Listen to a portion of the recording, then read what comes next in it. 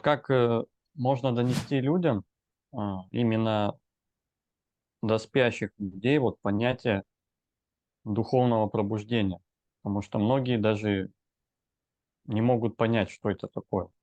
Мгм, мгм, И имеет ли оно какой-то смысл в их жизни? мгм, мгм. Ну, я уже прочитал этот вопрос, понял, в чем посыл этого вопроса. Большинство людей духовное путают с религией. Духовное никак не относится к религии. Духовное от слова душа. И каждый из нас может задать себе вопрос, на каком уровне находится состояние моей души. Исходя из этого, уже может дать себе сам ответ. Его душа наслаждается, его душа находится в эйфории, его душа блаженствует, Ну, как еще говорят, душа поет. душа поет, душа на седьмом Да. небе от счастья, душа излучает счастье. Вот это и есть пробуждение, чтобы душа, она находилась в этих высоких вибрациях. Она излучала радость, излучала гармонию, излучала любовь. Вот это и есть духовное пробуждение. Все, что идет в этом процессе, это все ведет к этому состоянию.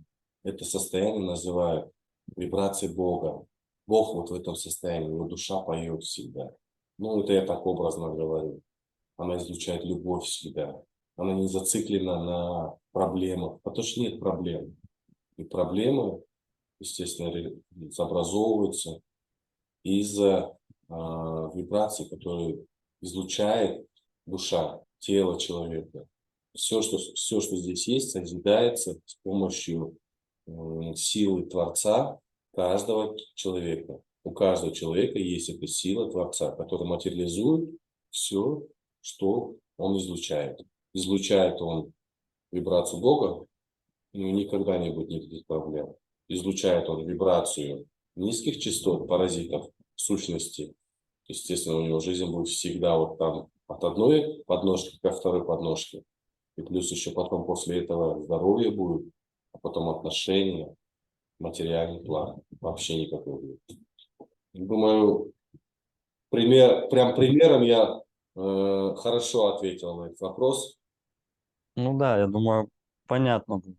Ну, только вот еще можно добавить, что а, это не однодневное такое чувство эйфории этой. И душа поет не один день, не 3 дня Конечно. после посещения природы. То есть это процесс ежедневный. Каждый день душа начинает петь. То есть это как обычное состояние. То есть как вот до этого вы жили, да, там в каких-то там страхах, там еще что-то. Для вас это обычно было. И когда к такому вот человек приходит, для него это обычное состояние становится. То есть для меня это сейчас обычное состояние. Я вот живу в нем, и вот каждый день у меня душа поет. Вот скажи, я добавляю свой опыт, теперь я это понимаю, и я вам транслирую это, доношу. Это опыт Ильи, да. Илья теперь находится в этом состоянии. Илья излучает эту вибрацию. Поэтому Илья с удовольствием дополнил мои слова именно своим опытом. Это опыт, и его нельзя словами передать, его нельзя прочитать, его можно только прочувствовать. Когда человек побывает в этом, правильно ли я сказал, это не однодневное состояние, это постоянное. Ложишься, встаешь, ходишь, живешь постоянно в этом состоянии. Скажи, Илья, а как это состояние влияет на твою жизнь? Какая стала твоя жизнь в семье? Вот. Ну вот, и, наверное, такое первое насущее, это, в принципе, во всех отношениях, особенно кто молодые, там, молодожены, ну и вообще, да. Я вообще забыл, что такое там скандалы какие-то, ругани в Ага, семье. ага, Понимаю исток, начало, там, допустим, каких-то вот зарождений вот этих негативных моментов, и я тут же их начинаю то есть, пресекать.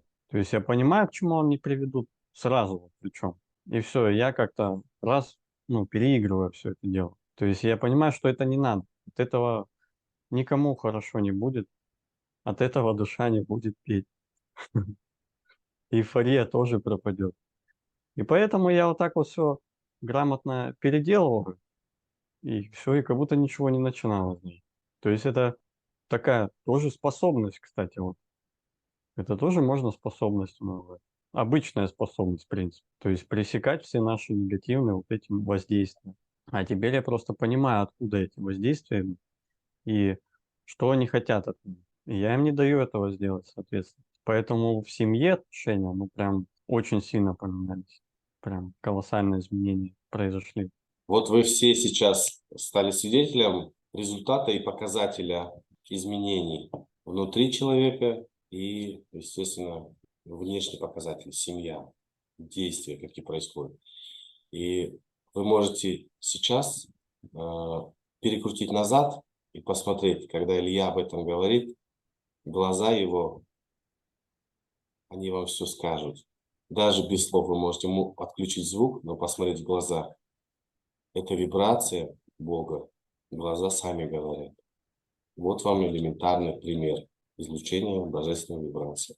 И еще такой секрет я вам расскажу, чтобы ваши желания материализовывались быстрее, чтобы Вселенная их осуществляла быстрее и качественнее. Когда вы излучаете вибрацию Бога, это очень высококачественная и быстро исполняющая валюта.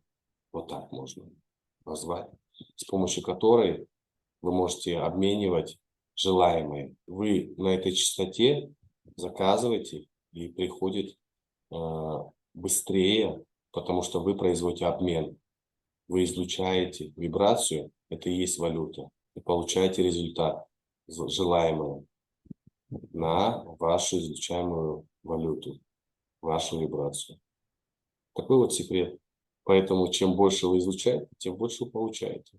В смысле, излучаете низкую вибрацию, получаете низкий результат, плохой результат, некачественный результат.